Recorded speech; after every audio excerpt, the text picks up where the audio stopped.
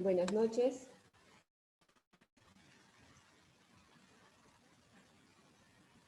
Buenas noches, Miss. Buenas noches.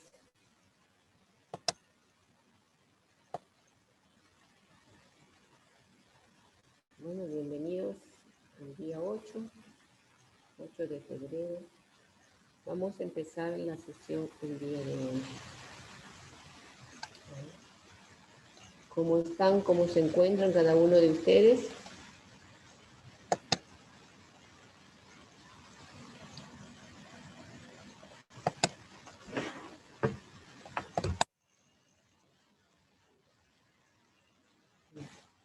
¿Me escuchan?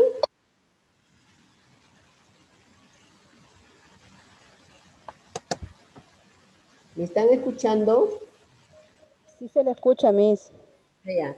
Sí se me escucha, ¿no? Muy bien. Entonces, hoy día me gustaría hacer como un conversatorio con ustedes, de repente a través del chat.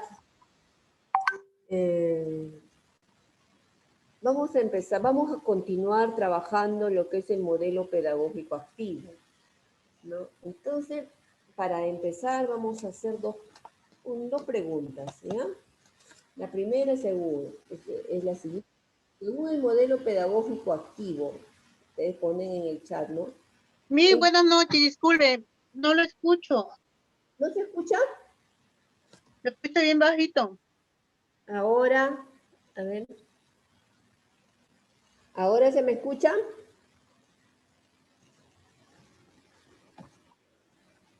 Un poco mejor. Igual.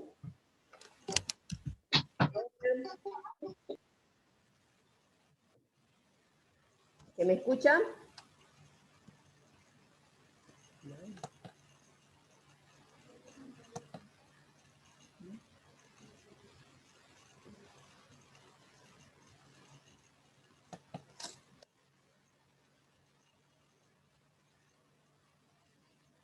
¿Y ahora me están escuchando?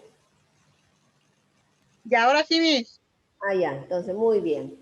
Entonces van a escribir ustedes. Yo voy a hacer una pregunta y en 2 minutos van a escribir lo que ustedes piensen, ¿ya? Por ejemplo, según la diapositiva, ¿en quién está centrado el proceso de aprendizaje? A ver, mejor dialoguemos. ¿En quién está centrado, en este modelo pedagógico, en quién está centrado el proceso de aprendizaje? En el alumno. En el alumno, ¿no es cierto? ¿Por qué está centrado en el alumno? Porque es un pedagógico activo. Por supuesto. Entonces, sí, es activo. ¿Y por qué es activo? Activo. El niño está reflexionando, meditando, porque el niño está escribiendo, pintando, y está frente presencialmente ante un profesor, ¿sí? Ajá. Construye, porque el estudiante durante todo el proceso construye su aprendizaje, ¿no? O sea, él está actuando, está haciendo, ¿no? No es una persona, no es un Pasiva. estudiante pasivo, sino está haciendo, ¿no? Está compartiendo, está dialogando, está probando, comprobando, ¿no? Entonces, eso permite que el estudiante desarrolle sus capacidades, desarrolle las competencias, ¿no? Por eso decimos que es un modelo activo, donde el estudiante es el centro de todo el proceso pedagógico y por lo tanto debe actuar. Muy bien. ¿Cuál de las siguientes, lean bien, cuál de las siguientes afirmaciones no es una característica del modelo pedagógico activo?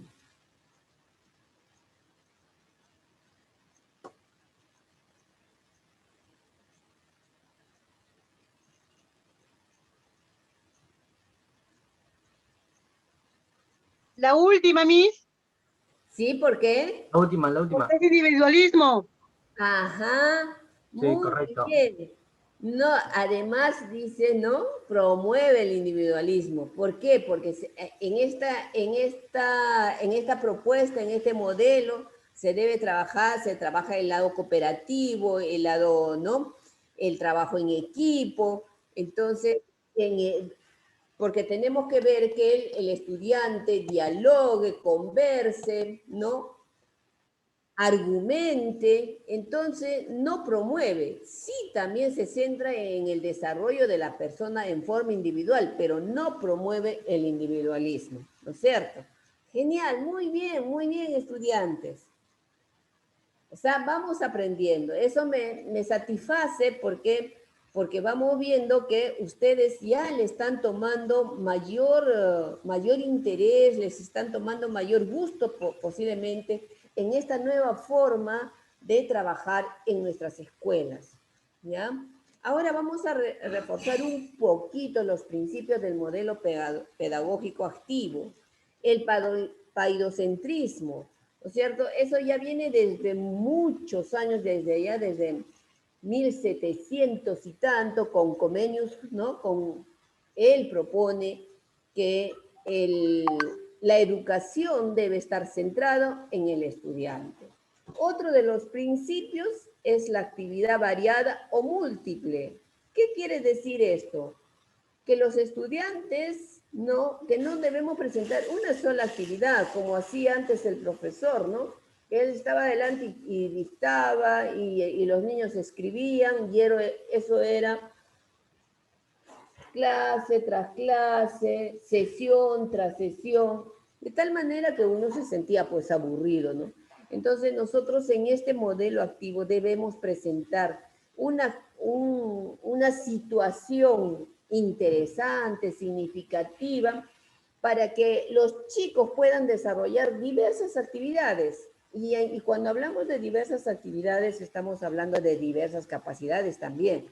Por ejemplo, si nosotros trabajamos en un huerto escolar, por ejemplo, como las fotos que hemos visto en las sesiones anteriores, el niño va a investigar, va a preguntar. Por ejemplo, cuando yo estaba trabajando con un huerto escolar en la zona rural, entonces los niños se preguntaban, a ver, ellos mismos observando decían, ¿no? ¿Por qué una planta? Porque las acelgas, por ejemplo, dentro de un invernadero que es cubierto porque es la sierra, eran unas acelgas inmensas, hermosas. Y la misma acelga, la planta que sembraba en la parte de afuera donde hacía frío, pues donde les caía el frío, la planta era más pequeña, menos verdosa, ¿no? Entonces ellos decían, ¿y por qué aquí de esta forma y por qué aquí de la otra forma? Entonces, se dan cuenta. Entonces nosotros están desarrollando más de una actividad. Están observando, van a investigar, van a argumentar, van a leer, ¿no? Van a buscar información en diferentes espacios, por ejemplo, en el internet, en los libros, van a preguntar a sus padres, ¿no? Entonces, eso es lo que se tiene que hacer en este modelo. Ahora también hay las actividades espontáneas y funcionales. Funcional quiere decir que nos sirva para algo, ¿no? Por ejemplo, tenemos una actividad. En la escuela ocurre que uno de los niños, por ejemplo, o un grupo de niños se pelean entre ellos, ¿no es cierto? Entonces, una actividad que sale de pronto. ¿Y qué tenemos que hacer con esa situación que está ocurriendo? ¿La dejamos pasar? ¿O la cogemos esa situación y la metemos en nuestra planificación, ¿no? Para poder cambiar de repente esa situación, ¿no? Para que esos chicos puedan reflexionar a partir de esa actividad que sucedió de pronto. Entonces, o los chicos de pronto estamos trabajando algo y ellos dicen, y como ellos tienen la libertad de poder ir, de mirar, de ver, de conocer más cosas, y por ahí se les ocurre algo. Por ejemplo, yo les decía, en alguna oportunidad les contaba, ¿no? Una profesora que estaba enseñando a leer y escribir a primer grado, y dice que les hace escribir libremente, entonces una de las niñas le dice, estaba escribiendo en la sierra sobre choza, entonces le dice, profesora, quiero aprender cómo se escribe la choza, ¿no? Porque ella no sabía que se llamaba la che, porque todavía no se la habían presentado. Entonces, ¿cómo se escribe la choza? Entonces, y la profesora, y le digo, y profesora, y entonces trabajó con la che, le digo, no, profesora, me dice, ¿cómo le voy a enseñar todavía la che? La che todavía nos tocaba en noviembre, así es que no le pude enseñar. Y la che cuando le pidió la niña, más o menos entre julio y agosto, que fuimos a hacer la visita, la niña que tenía ese interés de querer aprender eso, ¿no? Entonces la profesora no le enseñó, no le dijo cómo era, porque todavía le tocaba la che en noviembre.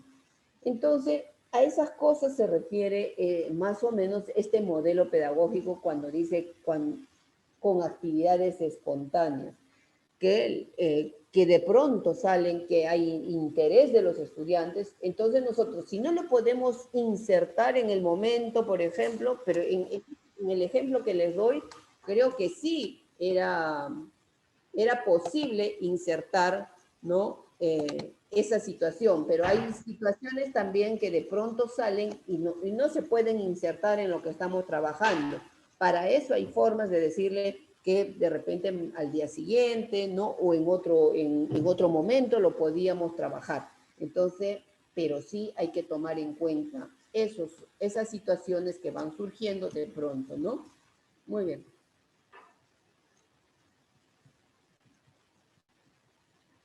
Bueno, aquí les muestro un cuadro, más o menos un cuadro resumen de todo el proceso, de todo el modelo pedagógico, ¿no?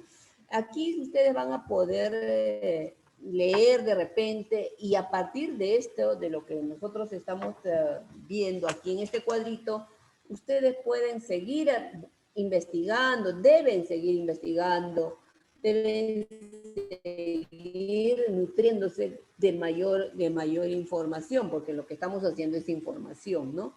Entonces, el modelo pedagógico no activo más o menos aparece en el siglo XIX y mediados del siglo XX, ya lo habíamos hablado, ¿no? Y se dice que es el modelo pedagógico del placer. Es inspirado en el empirismo y las sensaciones. ¿Por qué en el empirismo? ¿Qué es el empirismo?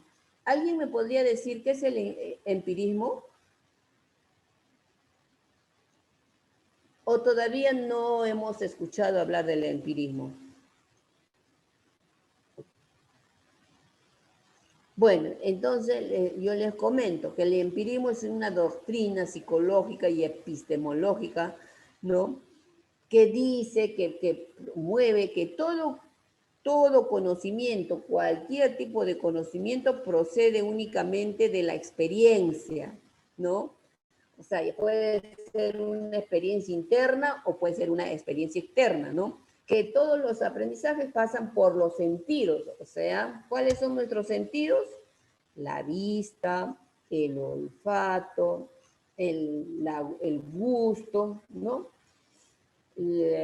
Palpar, ¿no? Dice que todo aprendizaje tiene que pasar por eso, ¿sí? O sea, mientras yo no vea, no observo, no compruebo, entonces no va a ser un aprendizaje.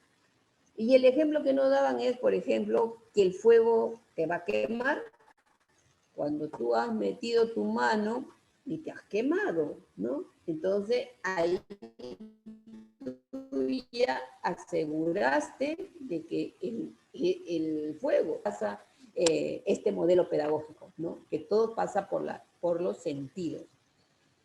¿Cuál es la función social de la educación de acuerdo al modelo pedagógico activo, ¿no? Formar a la persona, ¿sí? Formar su carácter, formar su personalidad, ¿no? Pero teniendo en cuenta esas particularidades de cada persona, ¿no? Dice, el problema del conocimiento es encontrar los métodos para llevar a cabo la reorientación de la vida, la construcción inteligente de las experiencias, ¿no? Entonces, eso es formar a la persona. Ahora, ¿en qué teorías del conocimiento se se basa en el aprioritismo. El conocimiento es pasivo. O sea, él lo que nos dice es que el conocimiento por el conocimiento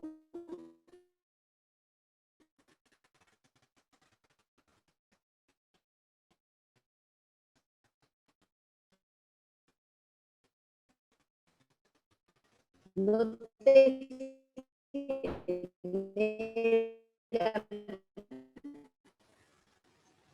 actividad, sino que es el pronombre, por ejemplo, que es el método, ¿no? No genera en mí, no genera nada, no me va a generar nada, ¿no es cierto? Solamente voy a memorizar. Entonces, lo que dice este modelo es que nosotros tenemos una interrelación con el aprendizaje, con él, ¿no? Hay una interrelación directa entre el sujeto y el objeto del conocimiento. O sea, ¿qué es lo que voy a hacer? Yo para aprender tengo que relacionarme con ese conocimiento que quiero aprender, pero ¿de qué manera me voy a relacionar? Solamente es aprendiendo de cómo voy a... ¿Qué es lo que tengo que aprender sobre, por ejemplo, sobre el sujeto? No, tengo que pasar por ciertos procesos mentales para que yo pueda asumir que ese conocimiento es verdadero, ¿no? Ahora, ¿qué teorías del aprendizaje? Tenemos el activismo experimental, o sea que nosotros se aprende haciendo. O sea, yo tengo que comprobar, tengo que hacerlo, tengo que manipular para decir que sí, pues voy a aprender.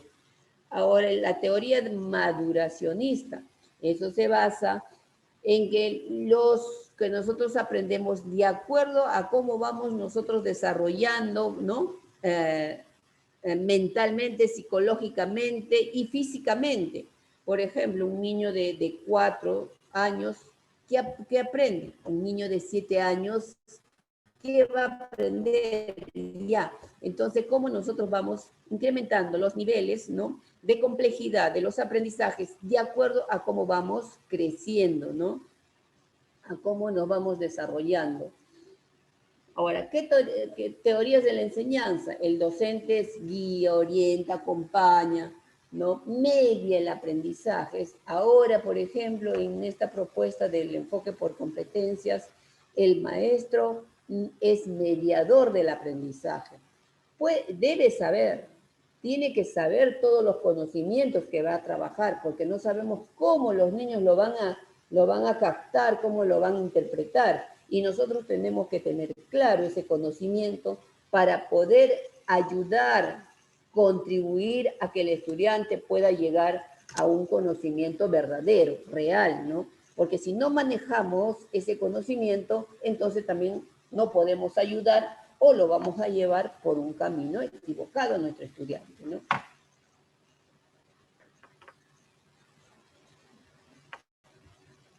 ¿Me están escuchando? Sí, profesora. Ya, Sí, gracias. profesora. Sí, concepción del currículum. El currículo que propone este modelo es el currículo en base a experiencias. Currículo conjunto de experiencias de aprendizaje donde los programas se adaptan a los intereses y necesidades de los alumnos. Y eso es lo que dice nuestro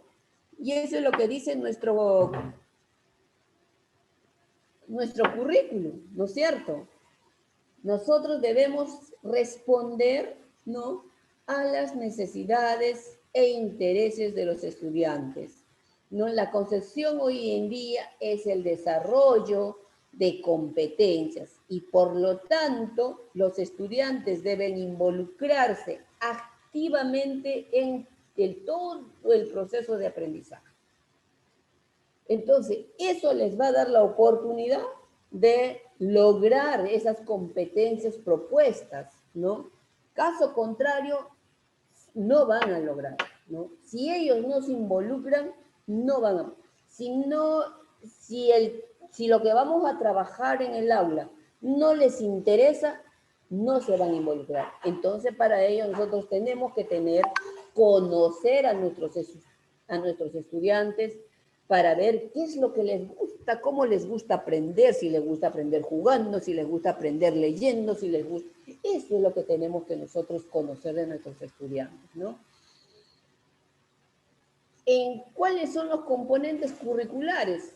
Los contenidos en este modelo pierden importancia, ¿sí? Entonces, el contenido por contenido no es importante. Lo importante aquí es cómo lo van a asumir esos estudiantes. Cómo, para qué les va a servir lo que van a aprender, ¿sí? Entonces, por eso dice, la actividad y la experiencia son relevantes. Se valoriza el método del espíritu experimental. O sea que probar, comprobar, ¿no? Equivocarse, cometer errores, eso es parte de un proceso de aprendizaje que me va a durar a largo tiempo, no un proceso, no un aprendizaje que sea a corto tiempo. Entonces, si yo hago todo este proceso, entonces estamos asegurando de que los aprendizajes van a ser duraderos. ¿Y cuáles son los aprendizajes que nosotros buscamos en la escuela? Es las competencias. No es el conocimiento, sino la competencia. Pues la competencia a mí me va a decir, si yo desarrollé una competencia, entonces cuando salga yo de la educación básica, entonces voy a poder actuar, ¿no?, con pertinencia en ese mundo que me rodea. ¿Ya? ¿Alguna pregunta? Ok, continuamos entonces. Ahora, nosotros sí hemos trabajado todos los diferentes modelos pedagógicos que se han dado en todo el transcurrir de la historia de la educación hasta la actualidad. Entonces nosotros, ¿cómo vamos a reconocer una escuela donde se esté dando este modelo pedagógico? Porque es el que más se acerca, tal vez faltan algunas propuestas más, pero este es el que más se acerca al currículo nacional o a la propuesta educativa, que tal vez haya cambios a partir del contexto actual, ¿no? Hoy en día el contexto actual nos está retando, nos está desafiando para cambiar prácticas. Como en la mañana estuve con un grupo de docentes haciendo una capacitación para ellos, entonces ahí estamos repensando y decíamos, pero esta pandemia nos ha desnudado, ¿sí? Nos ha desnudado, nos ha dejado nos ha encontrado con los pantalones abajo, porque llegó de pronto y no sabíamos cómo trabajar, cómo actuar, ¿no?, para que nuestros chicos estudien. De tal manera que hoy en día tenemos más o menos unos 200.000 niños que no han logrado pues, los aprendizajes. Hay un porcentaje muy importante que ha abandonado la escuela. Han abandonado por diferentes motivos, no solamente por el tema del internet, sino niños que por la pobreza también, porque muchos padres se han quedado sin recursos para poder sostener el hogar y entonces han salido a la calle o han dejado de asistir a las escuelas o han dejado de estudiar. Muchos niños, muchos estudiantes de todos los niveles. Entonces, es un gran reto, ¿ya? Entonces, frente a esto nosotros, cuando ya volvamos a la presencialidad, o tal vez nosotros tenemos que ir adecuando, tenemos que seguir adecuando estas estrategias, ¿no?, sin perder la esencia de que nuestros estudiantes continúen desarrollando sus aprendizajes y que no solamente se dediquen a leer el conocimiento, ¿no? Entonces, ¿cómo identificamos que una escuela está avanzando en este sentido? Entonces acá vamos a ver algunos elementos, algunos puntos de vista que tenemos que tomar en cuenta y nosotros mismos, ¿no? Yo como docente que recién me estoy formando, digo, ya, una escuela debe tener esto. Entonces cuando yo concluya la educación, mi formación en el instituto, entonces debo actuar de esta manera, ¿no? Ustedes toman la decisión. Entonces, para que yo diga, en esta escuela está presente el modelo pedagógico activo, vamos a mirar su estructura organizacional. ¿no? Dice, esta estructura organizacional debe permitir la integración y participación de todos los agentes, ¿no? O de todos los actores que están comprometidos, ¿no? Con la educación en esa institución educativa. Toda la comunidad educativa debe ser parte, porque hay un enfoque de gestión que dice, el enfoque se llama el enfoque participativo. Entonces, ¿qué dice esto? Que nosotros todos debemos unirnos, ¿no? Trabajar conjuntamente para poder lograr, ¿no? Aprendizajes significativos en nuestros estudiantes. Todos debemos participar a través de diferentes espacios, ¿no? Por ejemplo, la escuela de padres, ¿no? ¿Cómo hacemos nosotros, tejemos esas alianzas estratégicas con los líderes, con las instituciones que rodean a la institución? ¿Y de qué forma esas instituciones, esos líderes, pueden aportar al aprendizaje de nuestros estudiantes? Ahora, también deben haber espacios de participación de los estudiantes. Por ejemplo, ahora en el PI, para construir el proyecto educativo institucional, según la norma, deben participar organizadamente también los estudiantes en la toma de decisiones, ¿no es cierto? Entonces, no es que porque son estudiantes no deben participar, los estudiantes deben organizarse, elegir sus representantes y ser parte del PI.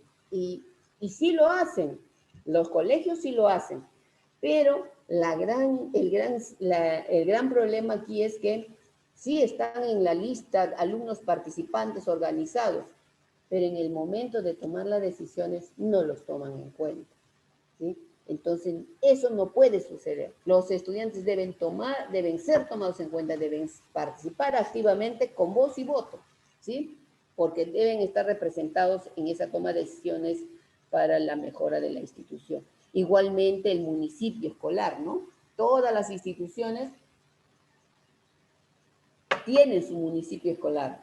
Entonces, de esa forma, si una institución educativa tiene su estructura organizacional, todos tienen derecho a participar activamente, entonces diremos que esa escuela responde a un modelo pedagógico activo. Formación de docentes. Una escuela que tiene este enfoque, esta mirada, entonces promueve el desarrollo profesional permanente de sus estudiantes.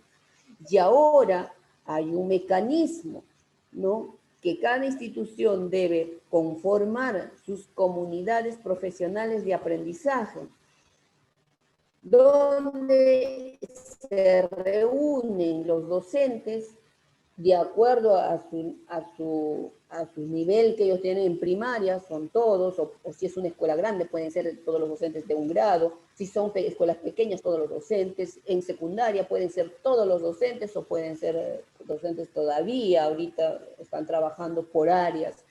Entonces, todos tenemos que mirar cómo estamos nosotros, cuál es nuestra estructura, entonces de acuerdo a eso, organizarnos para continuar aprendiendo a través de las comunidades profesionales de aprendizaje.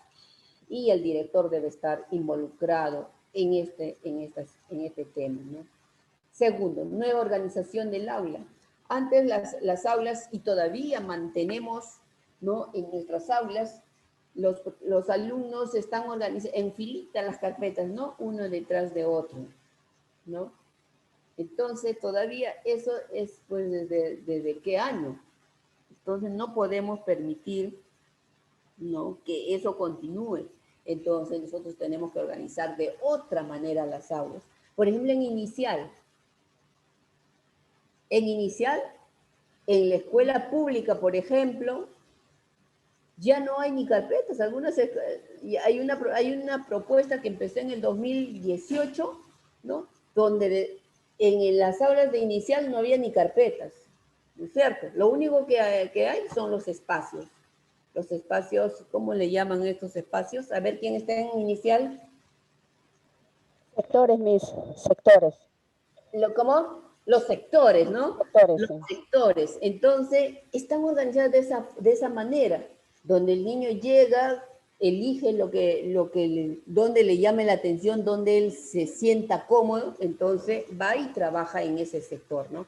Y las carpetas desaparecieron. Encontré colegios así de nivel inicial donde ya estaban con este nuevo modelo, ¿no?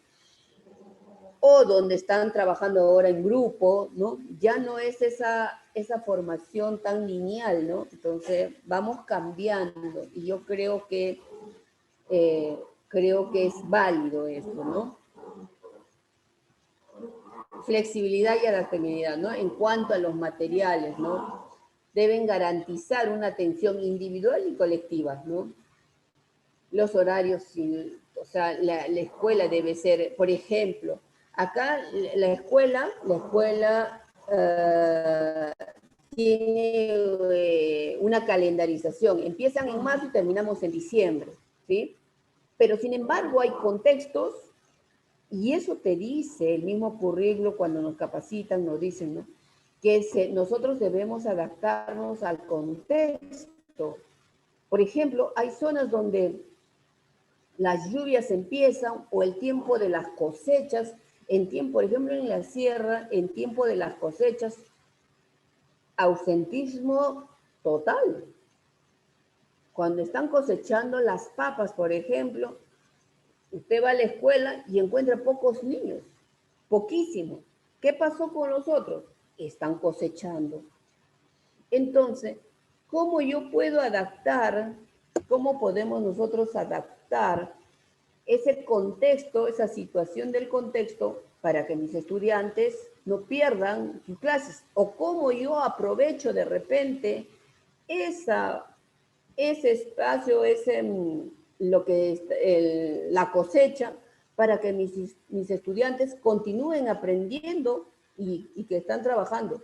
Porque el aprendizaje no solamente se hace dentro de un aula, también se hace en el espacio exterior, se hace en el contexto, en la vida, ¿no?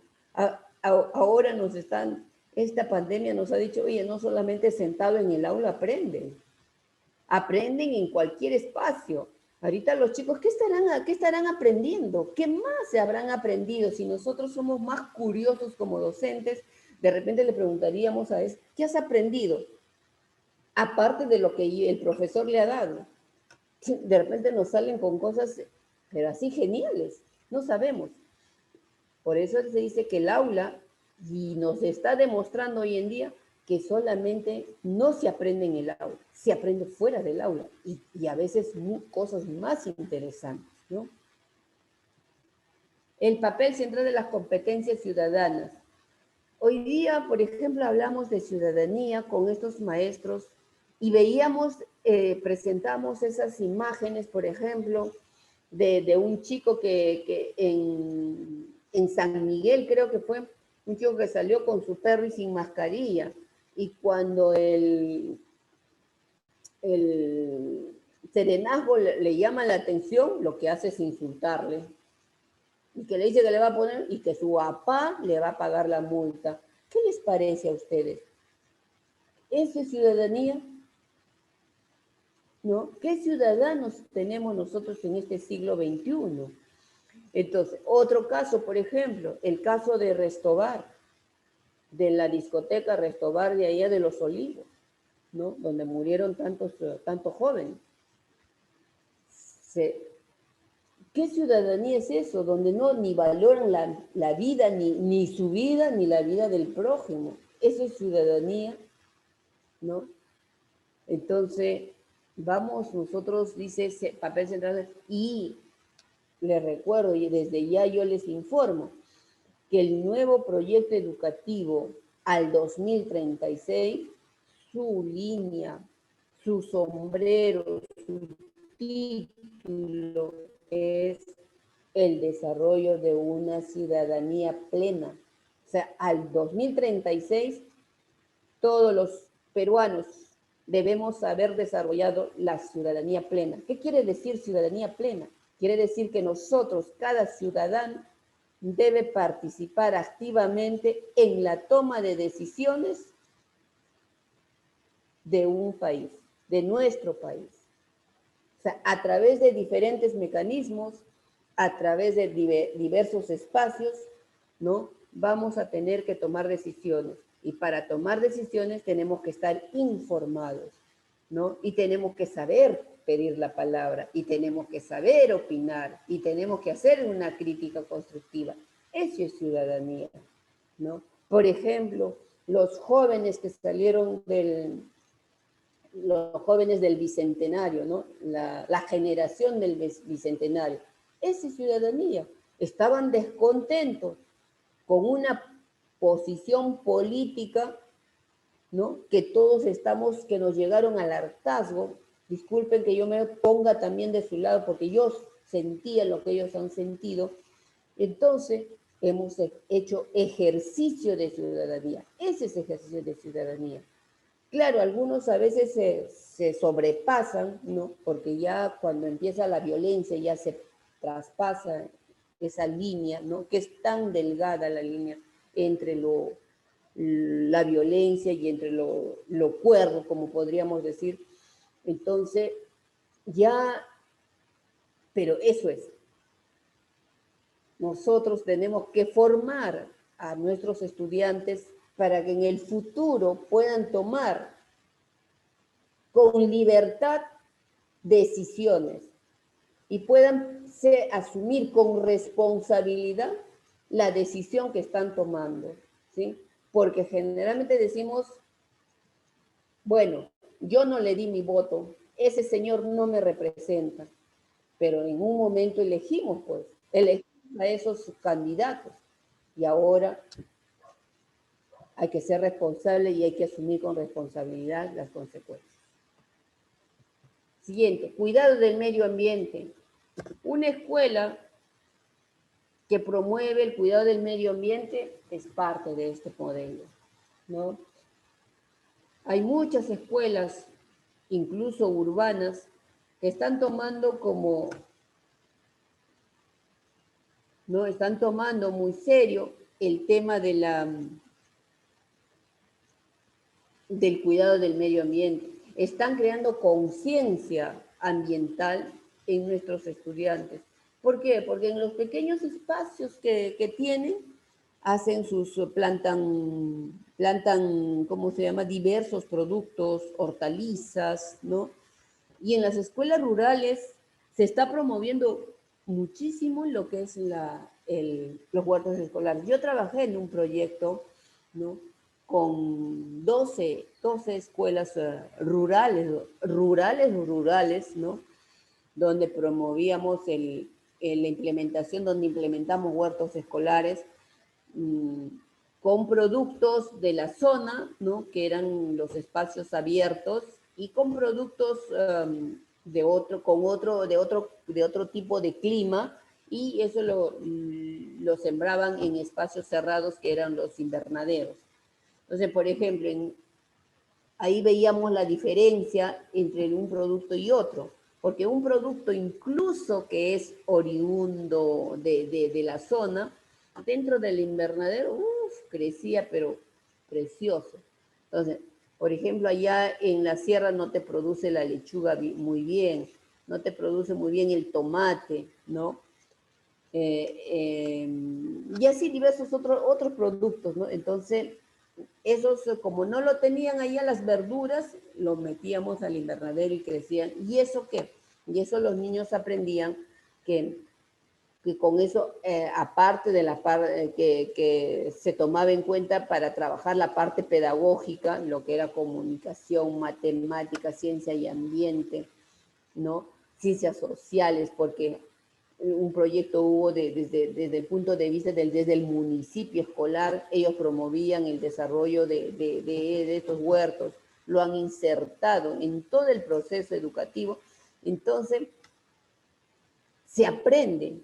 Entonces estas escuelas están valorando todo lo que lo que hay en el medio ambiente, están valorando, están trabajando, están tomando conciencia.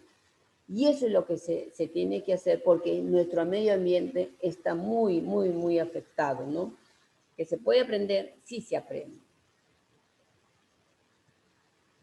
Ahora, creación de proyectos de vida, ¿no? ¿Por qué nosotros hablamos de proyectos de vida? ¿Por qué? Porque la persona, desde que se está formando, debe aprender a tener aspiraciones, debe aprender a planificar su vida, debe aprender a buscar horizontes, porque hoy en día, si ustedes se dan cuenta, ¿no? Hay estudiantes o jóvenes que todos están esperando que le dé su padre, que le dé la madre, ¿no? Entonces, por ellos mismos no pueden hacer. Entonces, nosotros mismos, los padres, estamos mal acostumbrando a nuestros hijos, ¿no? Por ejemplo, en las escuelas, se ha perdido el respeto por el maestro. El maestro ya es cualquier cosa, uno más de ellos. Entonces, ¿por qué? Porque no hemos enseñado a valorar, ¿no? Entonces, por eso se promueve que los chicos desde pequeños empiecen a trabajar lo que son los proyectos de vida. Hay colegios que organizan, pero proyectos geniales, donde los chicos ya desde el colegio están emprendiendo, por ejemplo, una pequeña empresa, están haciendo cosas, por ejemplo, conozco colegios donde han hecho sus carteritas y venden sus carteras, hacen sus proyectos, por ejemplo, de cualquier cosa, tantas cosas que hay, venden caramelos, hacen caramelos, ¿no? Para eso es las ferias de ciencia y tecnología, porque que se organizan en las instituciones educativas, ¿no? Muchas veces esas ferias de ciencia y tecnología son elaboradas pues, por el profesor, ¿no? Ya el profesor le dice, hagan esto, hagan lo otro, y el estudiante como que obedece nada más. Entonces, eso tampoco responde a una escuela activa. Eso responde, ¿no?, a una escuela tradicional. Aquí lo que tiene que ponerse en evidencia es que parta del interés del estudiante, que ellos mismos promuevan todo el recorrido del proyecto para poder ellos desarrollar esas competencias, ¿no? Y ahora toda planificación, por ejemplo, curricular para desarrollar competencias se está proponiendo que sean los proyectos de aprendizaje o los proyectos integradores, ¿no? Se habla de proyectos de aprendizaje, que es casi lo mismo que proyectos integradores. Entonces, solo que el proyecto integrador es una planificación, se basa en la planificación inversa, ¿no? ¿Qué significa planificación inversa? O sea, que se parte primero de una situación, ¿no?, problemática. Luego se eligen las competencias, después de las competencias se eligen las estrategias, ¿no? Y los proyectos de aprendizaje, ¿quién lo hace? Lo hace el maestro, la primera parte, ¿no? Entonces, en cambio, en los proyectos integradores, y sobre todo se llama integrador porque tiene que involucrar diversas áreas, ¿sí? No, diversas áreas, porque un problema, como les decía en alguna otra sesión, un problema no se soluciona solamente con una sola mirada. Un problema se soluciona de diferentes miradas. O sea, no digamos diferentes personas, sino diferentes áreas. Por ejemplo, si yo quiero, por decir, ¿qué problema tenemos en este momento? Ya la pandemia. Hay chicos que no respetan ahora. ¿Qué vamos a hacer? Tenemos que hacer, por ejemplo, de repente vamos a hacer afiches, vamos a hacer difusión, vamos a escribir. ¿Qué más vamos a saber? Vamos a ver estadística de repente para ver cuántos casos de contagiados hay para decirle a los chicos, oye, ¿sabes qué? Mira, ¿cuántos ya tenemos de contagiados? ¿No? Y es porque no nos estamos cuidando. Entonces, por eso dicen, ¿no?, que un problema te genera ¿no? La interrelación de diversas áreas.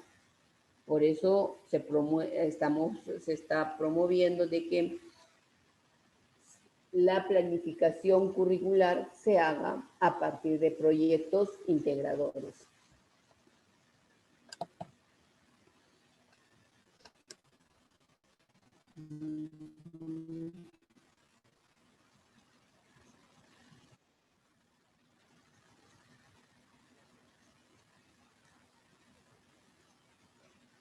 Muy bien. ¿Alguna pregunta al respecto, estimados alumnos? Creo que me he dedicado a hablar y hablar. Me gustaría escucharles algo puntual, por favor.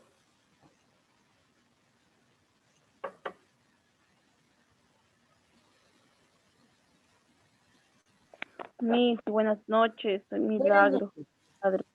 ¿Qué tal, Miss? Bueno, Miss, me parece muy interesante esta creación de proyecto de vida, ya que lo que me impacta a mí es que está muy relacionado con el emprendimiento y el liderazgo, más que todo con el liderazgo. Y es cierto, el liderazgo porque tú mismo te estás organizando, ¿no? Uno mismo se está, como se dice, autoconociendo también, Ujú. cómo es, cuáles son sus destrezas, sus habilidades. Si de repente eres muy tímido, al vender algo te vuelves más empático, te vuelves más proactivo. Y me parece muy interesante a mí lo que este tema que se llama creación de proyectos de vida. A mí me parece Claro, interesante llevar en nuestra vida un liderazgo. sí, Gracias. sobre todo el liderazgo, ¿no? Digamos, a ver, yo les haría la pregunta. ¿El líder se hace, nace o se hace, no? Entonces, todos podemos ser líderes. Claro que algunos van a sobresalir, ¿no? Van a sobresalir, pero todos tenemos que ser líderes, líderes de nuestro propio desarrollo, ¿no? Eso es lo que nosotros tenemos que buscar. Claro, y el emprendimiento hoy en día, ¿no? O sea, todos en el tiempo, todos tenemos que hacernos responsables de nuestra vida, ¿no? Ustedes tal vez no han leído todavía a este escritor, a este educador brasileño, Paulo Freire, ¿no? Paulo Freire, él es el promotor de todo lo que es la educación popular, ¿ya? Entonces, porque en Brasil existía cantidad de personas analfabetas. Entonces, él empezó a trabajar con estas personas analfabetas y escribió libros, ¿no? Escribió. Entonces, en uno de sus libros él decía, ¿no?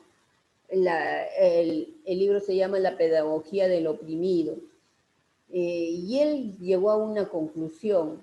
Decía que los pobres en Brasil no querían salir de la ignorancia, no querían salir de esa situación, ¿no? ¿Pero por qué?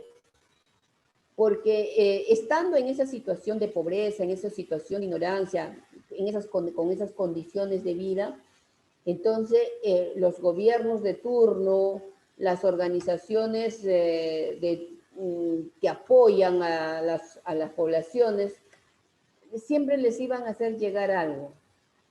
O sea, eran como mendigos, ¿ya? O sea, es igual que acá, ¿no? Todos los programas sociales hacia quién está dirigido, son para esas poblaciones vulnerables o de extrema pobreza, ¿no? O de extrema pobreza. Entonces, si yo no me preparo, no crezco, no desarrollo, siempre, aunque sea de a poquitos, pero algo voy a tener. ¿No? Entonces, pero eso no está bien, pues, porque un Estado no debe ser el benefactor, un gobierno debe ser para conducir, gestionar un país, no para estar dedicándose a dar, como digo, estas cosas, ¿no? Los programas sociales deben ir disminuyendo cada vez, porque las personas debemos ir siendo autónomos. Tenemos que desarrollar capacidades para poder asumir con responsabilidad nuestra propia vida, ¿no? Entonces, por eso desde la escuela se promueve el trabajo por proyectos de aprendizaje hoy en día o proyectos integradores, ¿no? Bien, si ya no hay más preguntas, entonces, si hubiera alguna otra pregunta. A ver, chicos.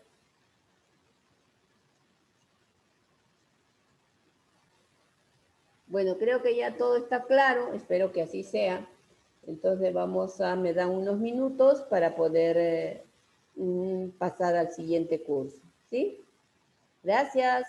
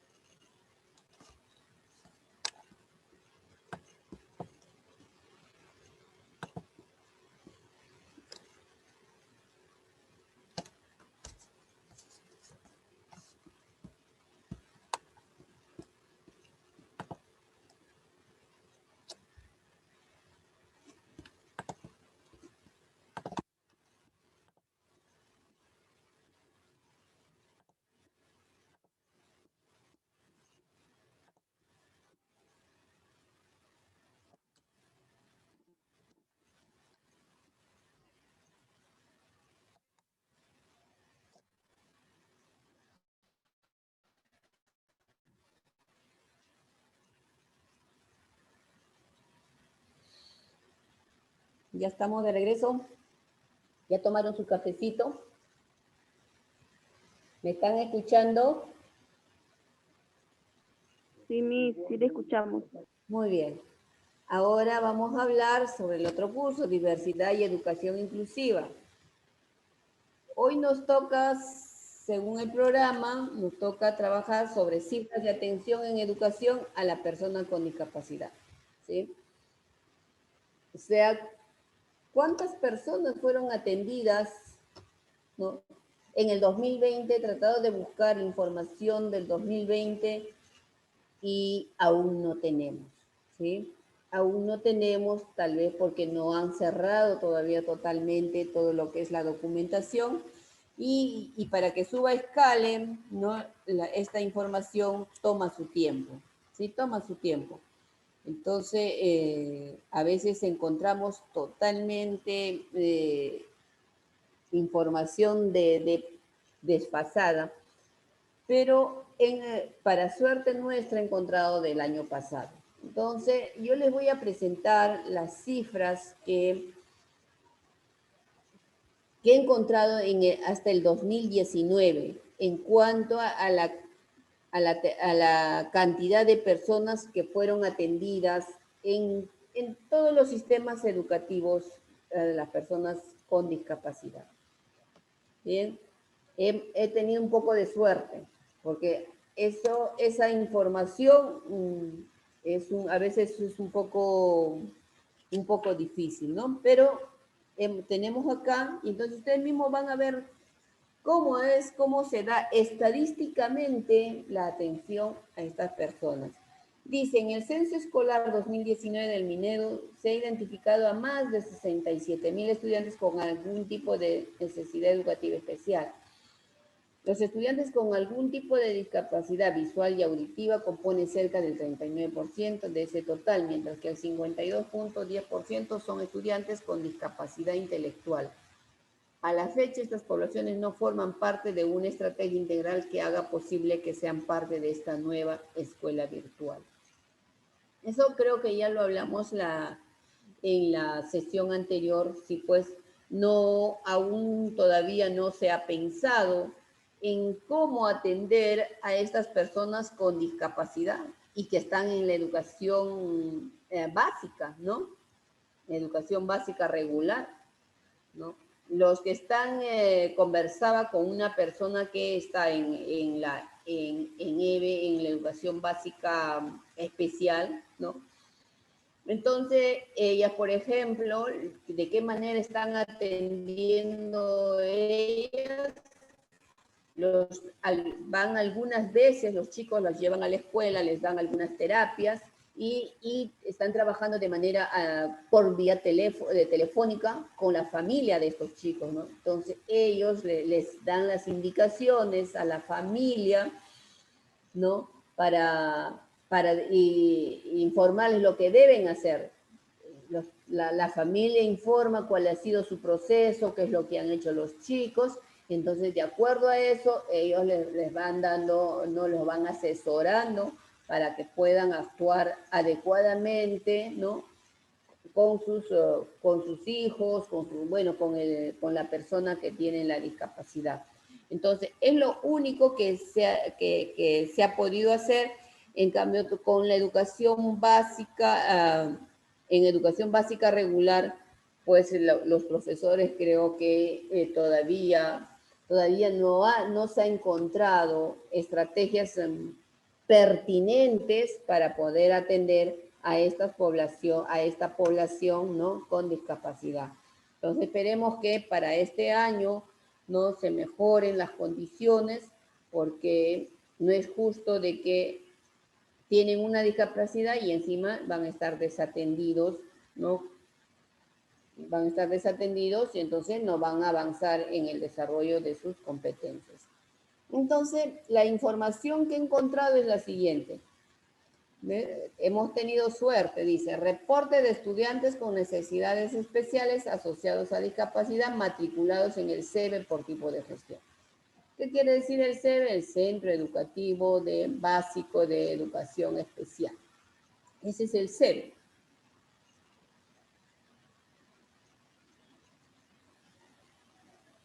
Ya en los CEBES, donde van las personas. ¿Quiénes van a los CEBES? A ver, díganme. ¿Qué tipo de personas con discapacidad van a los CEBES? ¿A un CEBE? Discapacidad leve, Miss. A ver. Discapacidad leve. ¿Al CEBE? Van las personas con problemas auditivos y visual. Los jalo, ¿eh? Profesora, una consulta, donde se van los de CB, creo que son de los niños de síndrome de Down.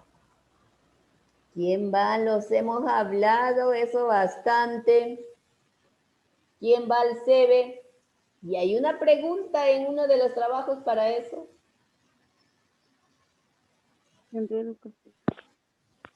para los niños que tienen discapacidad visual y auditiva. Miss, los que tienen discapacidad severa y multidiscapacidad. A ver, ¿cómo dijiste? Los que tienen discapacidad severa y multidiscapacidad. Los que tienen discapacidad severa, porque hay discapacidad severa, discapacidad leve o moderada, ¿no? Son 3 niveles de discapacidad. Entonces, ¿quiénes van al CEBE? Los que tienen discapacidad severa. Profesora, una consulta, ¿y a qué se refiere con eso de discapacidad severa? ¿Perdón? A lo que usted se refiere, ¿en qué sentido o en qué se diferencia, qué podemos entender con la discapacidad severa? Discapacidad severa son aquellas personas que no pueden, ¿qué te digo? No pueden, necesitan el apoyo de una persona para movilizarse, para actuarse, necesitan el apoyo de una persona. Esa es la discapacidad severa. Así como los invidentes, entonces. No, el invidente no es una discapacidad, la discapacidad visual no es una discapacidad severa, porque tiene su palito y se puede ir caminando solo. Ustedes no ven que personas caminando, no es invidente, discapacidad visual. Ustedes vayamos acostumbrándonos a llamar a discapacidad visual. Discapacidad auditiva, ¿no? Discapacidad severa es aquella persona que necesita apoyo de una segunda persona, que no puede moverse. Por ejemplo, una persona que tiene parálisis cerebral. Esa es una discapacidad severa. El que anda en su silla de ruedas puede moverse, puede estudiar, puede estar muy bien. No le funcionan los pies, pero le funciona el cerebro, le funciona muy bien, ¿no? Entonces, eso no es una discapacidad severa. Severa es la que necesita a su lado a una segunda persona. Esa es la discapacidad severa. Por ejemplo, ¿ustedes han visto una persona con parálisis cerebral? Esa persona no puede ni sostenerse, entonces necesita de una persona para ayudarlo. Por ejemplo, otra persona con discapacidad severa, otra forma de discapacidad severa podría ser, por ejemplo, una persona... Hay niños, un autista, por ejemplo.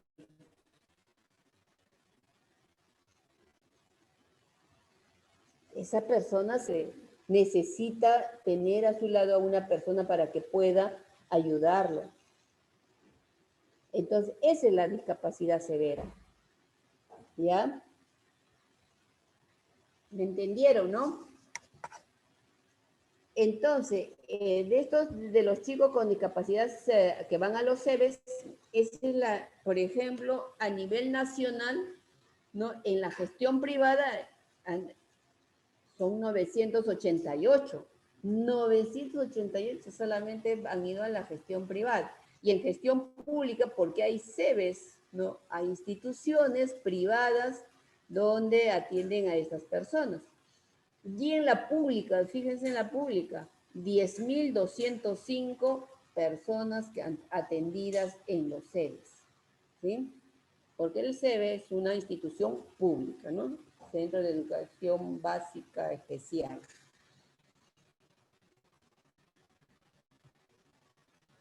Ahora, estos reportes de estudiantes con necesidades asociadas a discapacidad matriculados en los CEBES por área, o sea, en la zona rural y en la zona urbana. En la zona rural, miren, fíjense que solamente hay 43 que han ido a un CEBE. En la zona urbana son 11.150. ¿Y ustedes creen que en la zona rural no haya personas con discapacidad severa? Solo que no los envían, ¿sí? Solamente en Apurímac hay 13, en Amazonas 7.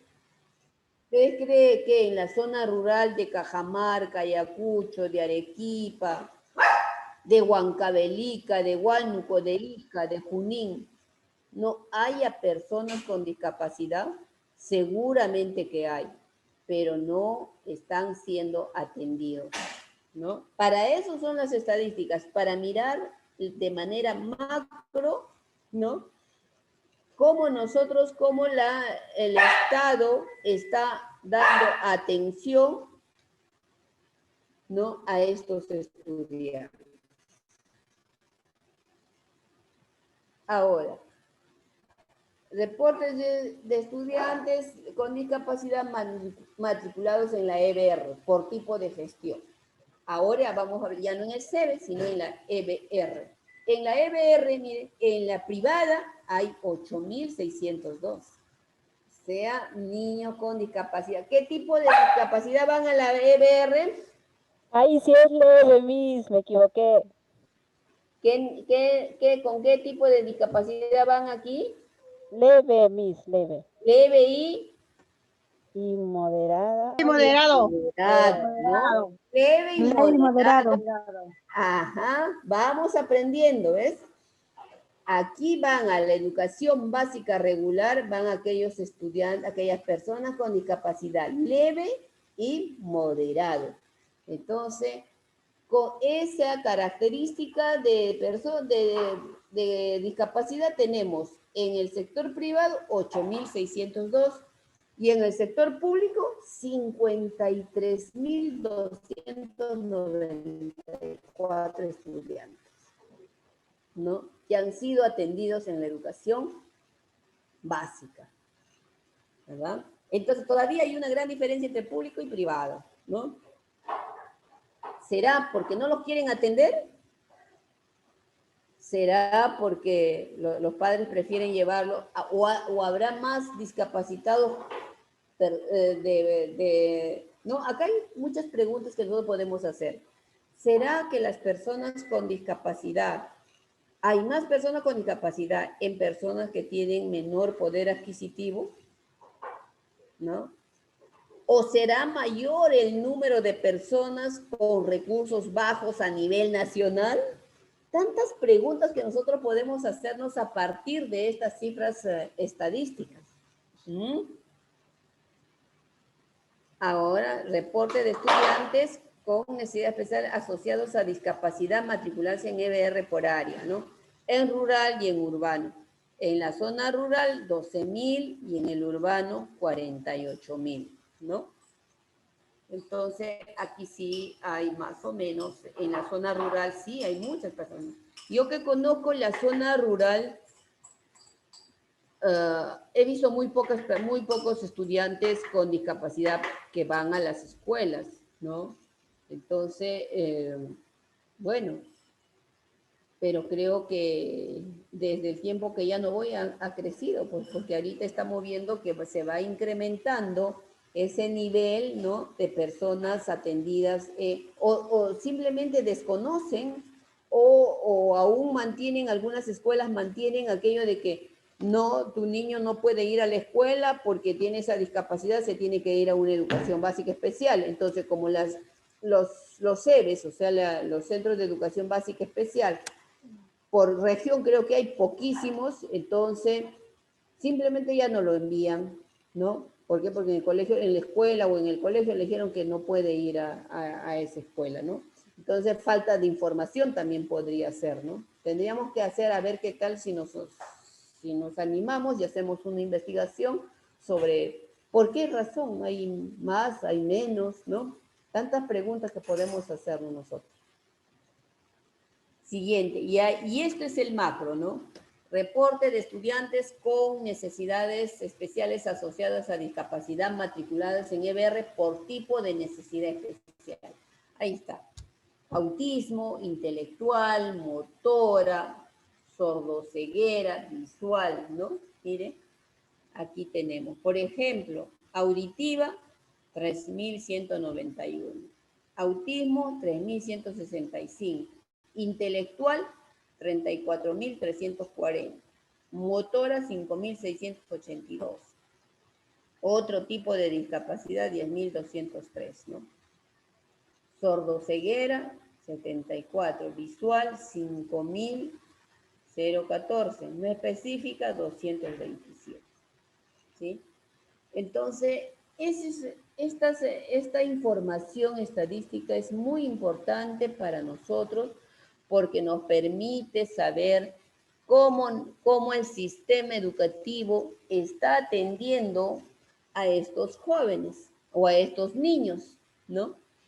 Entonces, y si compararíamos con la cantidad de personas con discapacidad que tiene inscritos el CONADIS, sería súper genial, ¿verdad? Y ahí compararía, si el CONADIS tiene registrado tantas personas con su nivel educativo, entonces diríamos que, ¿no? de acuerdo a los resultados, haríamos esa comparación y diríamos que de repente el sistema educativo aún no está atendiendo adecuadamente, ¿no?, a todas las personas con discapacidad, ¿no? Muy bien, chicos. A ver, ¿qué les parece estas estadísticas? Me parecen súper geniales. Y al mirar las cantidades nos saltan muchas preguntas, ¿no? Entonces, ¿qué preguntas nosotros podríamos hacernos a partir de estas, de la atención que estamos dando, ¿no? ¿Estamos cumpliendo? ¿No estamos cumpliendo? ¿Qué tipo de personas o por qué razones hay personas que no asisten al sistema educativo, no ingresan, ¿no? Entonces, hay muchas cosas todavía por investigar sobre discapacidad, ¿no? Ahora les voy a mostrar. Ustedes ya han escuchado hablar sobre Scale, ¿verdad? ¿De dónde he sacado toda esta información? Es de Scale, ¿ya? Scale es, como dice ahí, Unidad de Estadística Educativa. ¿Y quién maneja esta plataforma de Scale? El Ministerio de Educación. Entonces, les he hecho así un pantallazo de todo el proceso para que ustedes me vean y conozcan, si es que no han visto todavía esta plataforma, donde nosotros vamos a encontrar la información estadística de lo que nosotros queramos, ¿sí? Con respecto a educación, por supuesto, ¿no? ¿Cuántos son niños matriculados? ¿Cuántos han repetido? ¿Cuántos estudiantes tenemos en el 2020? ¿Cuántos dejaron de estudiar? ¿Cuál fue la nota promedio? ¿Cuáles son los resultados? Lo que ustedes quieran, aquí lo van a tener, lo pueden encontrar en esta página, ¿no? En Escala. Entonces, nosotros cuando queramos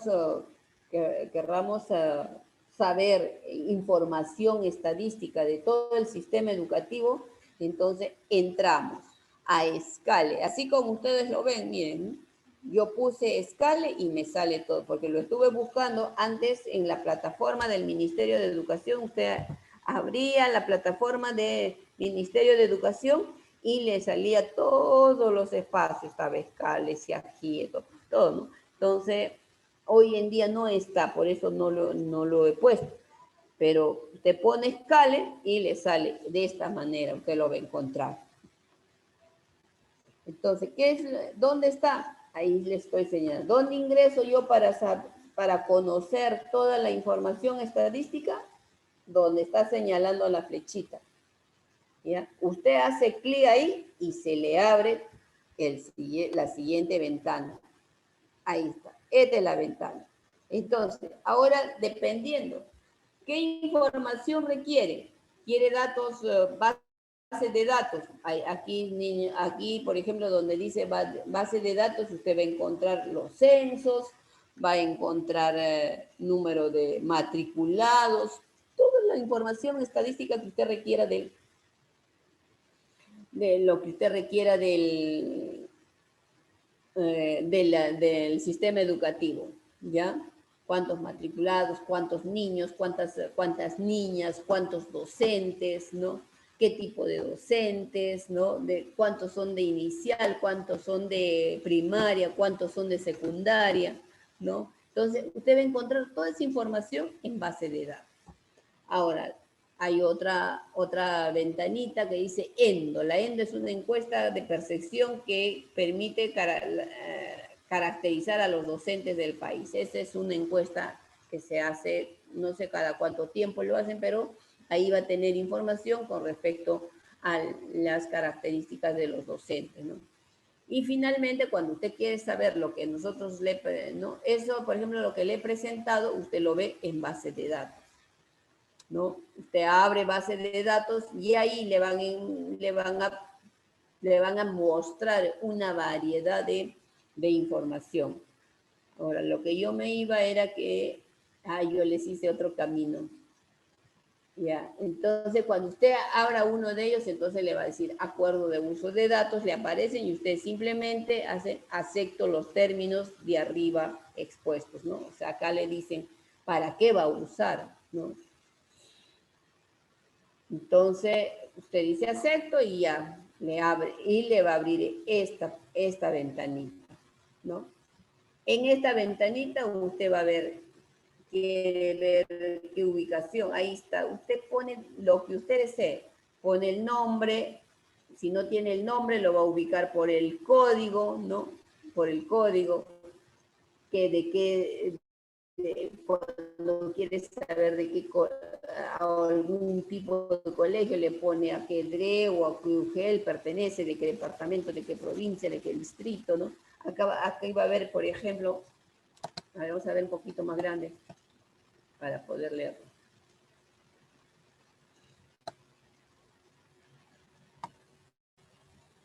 Ahí está. Se quiere de inicial, de primaria, ¿no? Básica, alternativa, forma de atención, ¿cómo es? Escolarizada, no escolarizada. Aquí de la no escolarizada es los que no van a los colegios, por ejemplo, ahí el PRONOI, por ejemplo, es una forma de educación no escolarizada.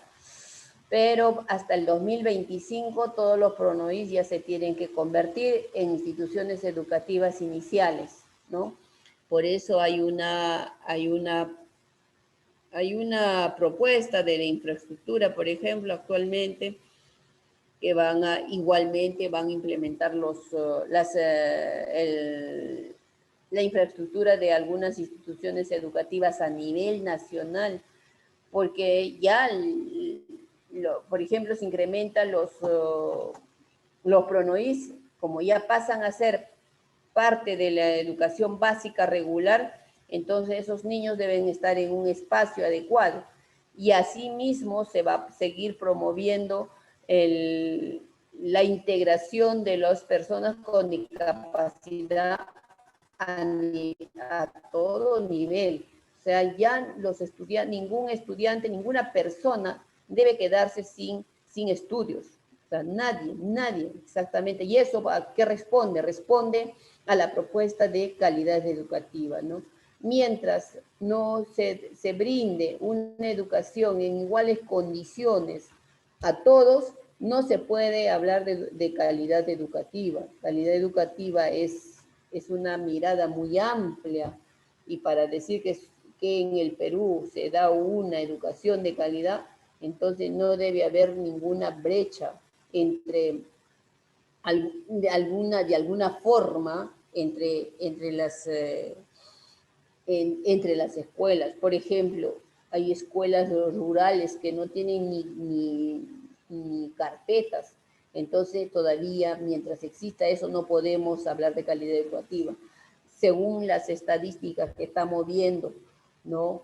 Todavía hay personas con discapacidad que no están siendo atendidas, entonces todavía no podemos hablar totalmente de calidad educativa, porque hay muchas personas que aún faltan por atender, ¿no? Y ahora con esta pandemia, seguramente que la brecha se ha abierto más, porque como hemos visto, no hay estrategias para poder atender adecuadamente a las personas que no tienen ninguna discapacidad, y nos podemos imaginar entonces para la atención a estas personas con discapacidad ha sido un poco más todavía con menos, han tenido menos oportunidades, ¿no? Entonces es un reto para todos los maestros, ¿no?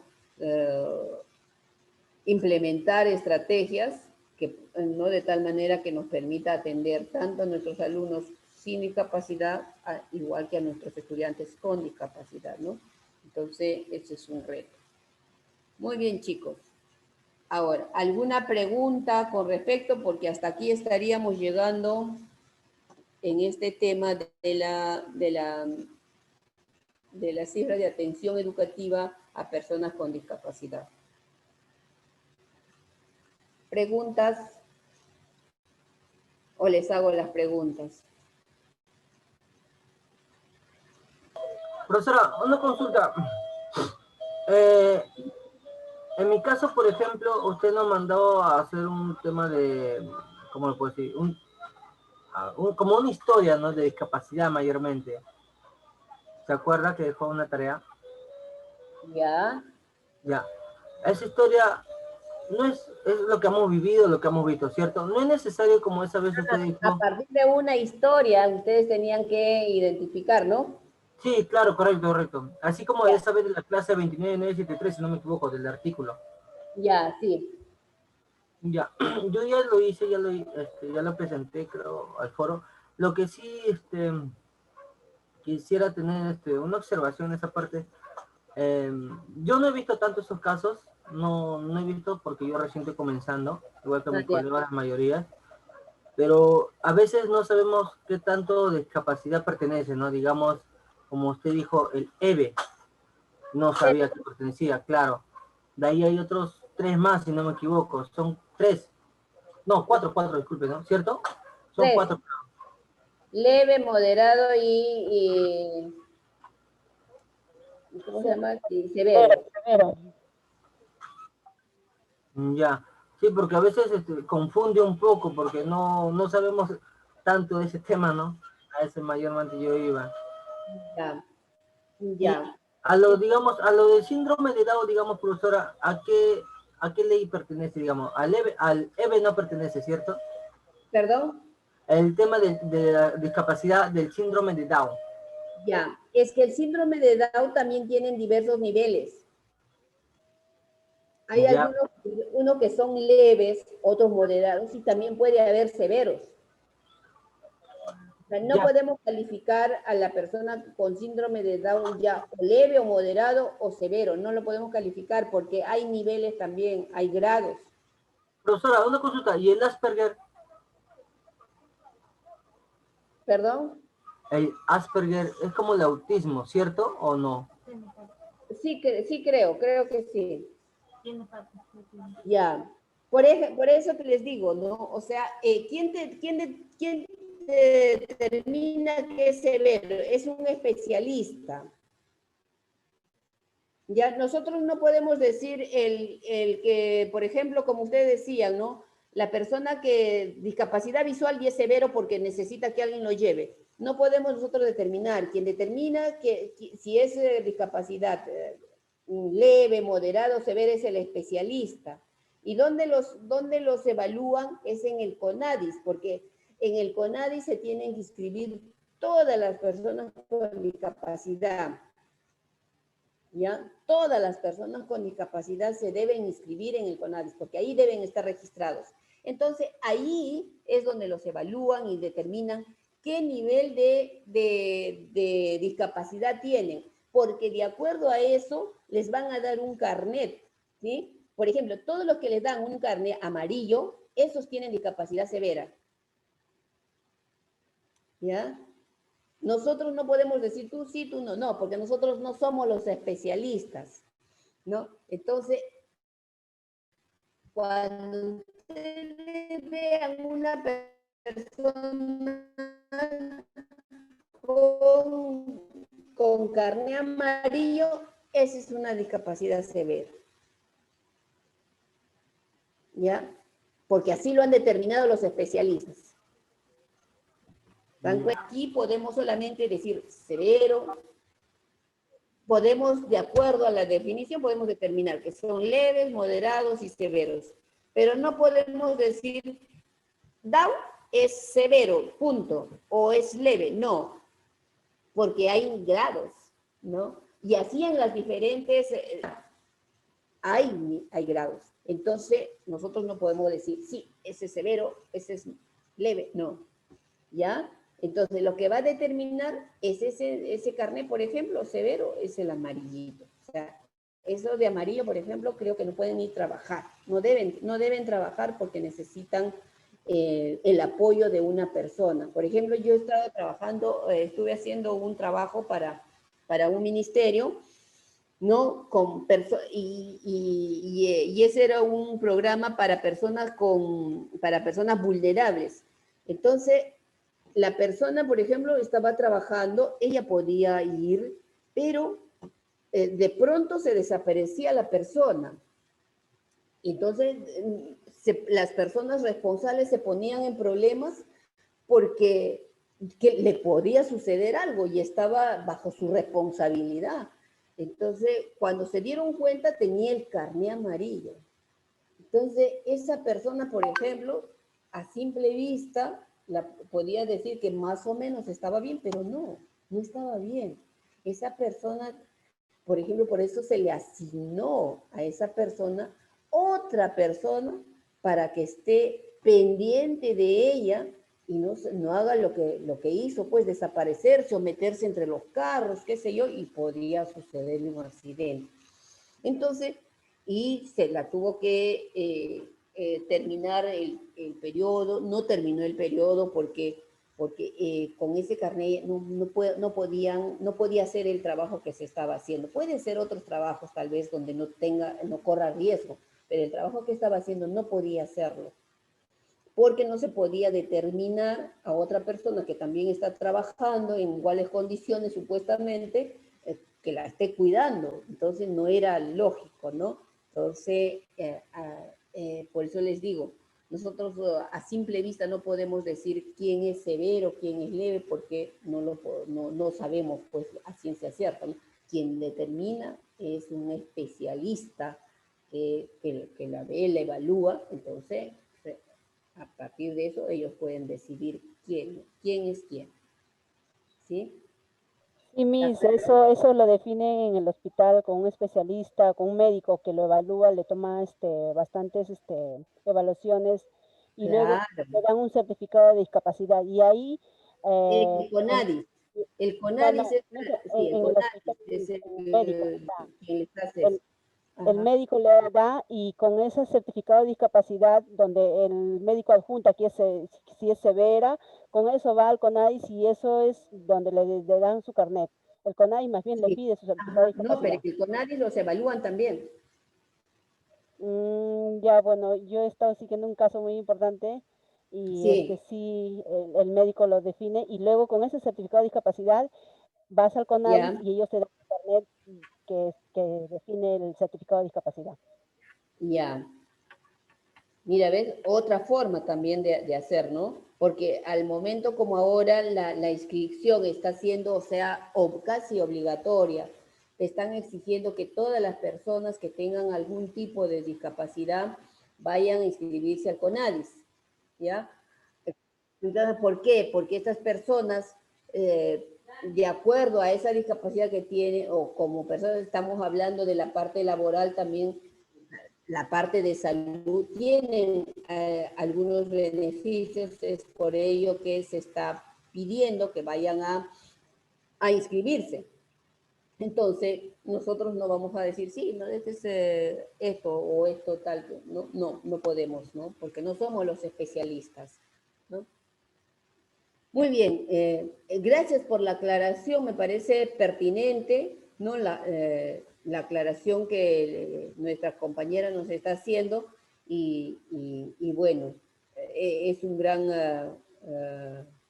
nos ayuda a nosotros poder determinar esto, ¿no? Entonces nosotros no hay que preocuparnos, ¿no? Nosotros no tenemos que preocuparnos por determinar si es leve, moderado, severo, eso lo determina el especialista. Lo que sí nosotros debemos saber es que una persona con discapacidad leve y moderado debe ir a la educación básica regular y solamente van al centro de educación básica especial aquellas personas con discapacidad severa. ¿Ya? Eso sí que nos quede claro. Muy bien, estudiantes. A ver, ¿alguna otra pregunta? Que eso me pareció súper genial.